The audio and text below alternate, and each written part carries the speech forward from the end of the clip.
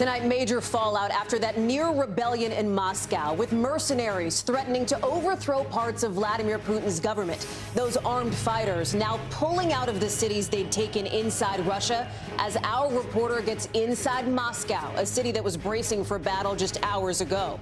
Tonight, new details on the chaos that almost brought the country to civil war and what it means for Putin's grip on power.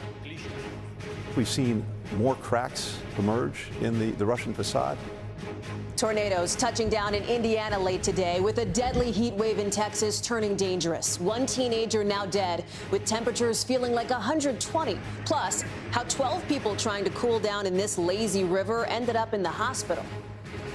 There's several children having trouble breathing. The new investigation just announced by the Coast Guard into that doomed Titanic sub, and who they say will pay for everything.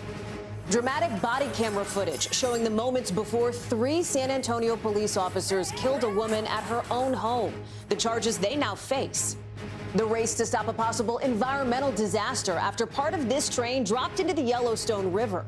And wild video from on board a Royal Caribbean cruise. The freak storm sending chairs flying and passengers sliding. This is NBC Nightly News with Kate Snow.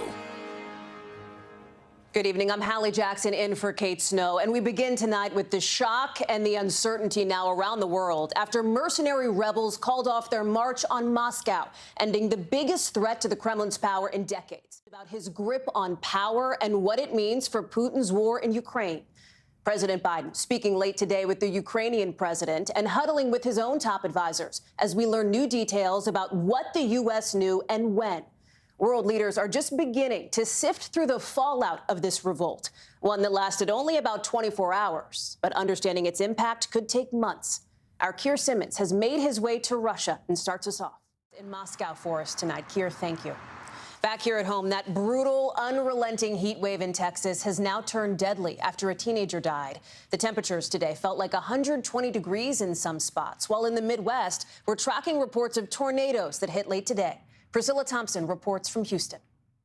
To Boston now, where the Coast Guard is revealing new details tonight about the investigation into that sub that imploded while exploring the Titanic. Jesse Kirsch has the latest. We're back with scary new video from on board a cruise ship with intense wind knocking down passengers. All of it happening while the ship was still docked. Guad Venegas has the details. West Coast now, and a mystery in the ocean. What is killing hundreds of dolphins and seals off the California coast? Experts now getting worried it could have an impact on the seafood we eat. Steve Patterson has.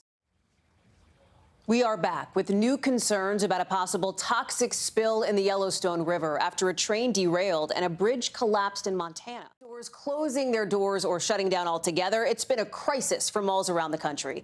But some of them are getting big makeovers to stay open, meaning the malls of today look a lot different than the malls we grew up with. Brian Chung has a closer look.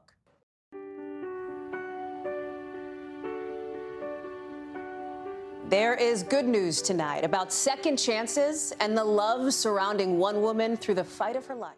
Happy tears at that wedding. Sherry's still getting checkups and hopes to stay cancer-free as she starts her new life with Bill. That's NBC Nightly News for this Sunday. I'm Hallie Jackson. For all of us here at NBC News, good night.